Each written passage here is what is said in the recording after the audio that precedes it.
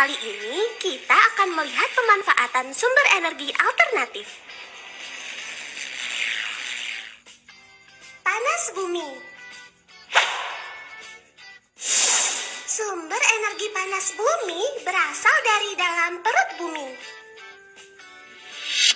Energi yang dihasilkan oleh panas bumi disebut energi panas bumi atau geotermal. Energi panas bumi dapat dimanfaatkan sebagai sumber energi pada pembangkit listrik tenaga panas bumi. Sumber panas bumi berasal dari batu-batuan yang meleleh yang disebut magma. Magma akan memanaskan air yang tersimpan di bawah permukaan bumi, teman. Air yang dipanaskan oleh magma disebut zat cair panas bumi. Zat cair panas bumi inilah yang dialirkan ke atas permukaan bumi untuk diproses. Setelah sampai di permukaan bumi, zat cair panas bumi dipisahkan uap panas dan airnya. Uap panas yang telah dipisahkan kemudian dialirkan ke pembangkit listrik untuk memutar turbin yang terhubung ke generator. Putaran turbin akan menghasilkan energi gerak yang selanjutnya akan diubah oleh generator menjadi energi listrik. Zat cair panas bumi yang suhunya telah berkurang dikembalikan ke bawah permukaan tanah untuk dipanaskan kembali oleh magma. Biomasa. Biomasa merupakan sumber energi yang berasal dari hewan atau tumbuhan. Saat ini terdapat 3 jenis biomasa yang sudah dikenal luas, yaitu biogas, biodiesel, dan bioetanol. Biogas merupakan bahan bakar bio yang berasal dari hasil fermentasi sampah organik seperti kotoran hewan atau sampah tumbuh-tumbuhan. Pembuatan biogas dimulai dengan mengumpulkan sampah organik ke dalam bak penampungan yang sudah tidak ada unsur oksigennya. Sampah organik yang dikumpulkan akan terfermentasi dan menghasilkan gas metana. Gas metana inilah yang dapat dimanfaatkan sebagai bahan bakar pengganti minyak tanah atau gas LPG. Bahan fermentasi sampah organik juga dapat dimanfaatkan sebagai pupuk loh, teman. Biodiesel merupakan sumber energi yang dapat menggantikan bahan bakar solar untuk mesin diesel. Biodiesel berasal dari minyak sayur atau lemak hewan. Yang kalian lihat saat ini adalah proses pembuatan biodiesel dari buah kelapa sawit. Perhatikan, buah kelapa sawit yang masih muda digiling kasar dan dipisahkan dari bijinya. Setelah itu, gilingan kelapa sawit di oven hingga berubah warna menjadi coklat. Buah kelapa sawit yang telah di oven dimasukkan ke dalam tabung berleher 3, kemudian dicampur dengan cairan metanol dan abu. Cairan metanol digunakan sebagai pelarut, sedangkan abu digunakan untuk mempercepat pembentukan biodiesel. Campuran tersebut dipanaskan dengan api, setelah itu disaring dan didiamkan selama 1 malam. Setelah 1 malam, cairan akan terpisah menjadi 2 bagian.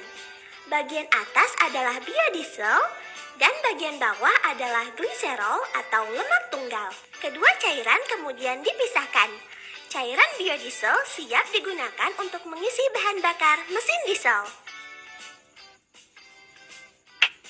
Bioetanol merupakan sumber energi yang dapat menggantikan bahan bakar bensin. Bioetanol umumnya terbuat dari tumbuhan yang mengandung karbohidrat atau zat gula tinggi. Yang kalian lihat saat ini adalah cara pembuatan bioetanol dari biji jagung. Biji jagung digiling dan difermentasi selama 7 hari. Setelah 7 hari, ampas jagung dan cairan jagung dipisahkan. Cairan jagung dimasukkan ke dalam tabung destilasi atau penyulingan dan dipanaskan sehingga menghasilkan etanol. Etanol dari biji jagung inilah yang disebut bioetanol dan dapat digunakan sebagai bahan bakar pengganti bensin.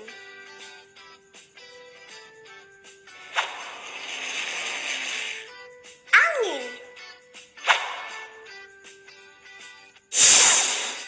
Angin merupakan gerakan udara yang terjadi karena perbedaan tekanan.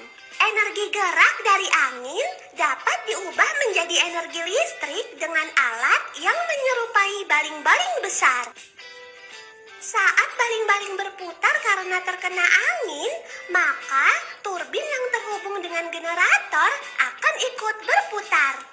Generator akan menghasilkan listrik, kemudian dialirkan melalui kabel-kabel listrik untuk digunakan. Air.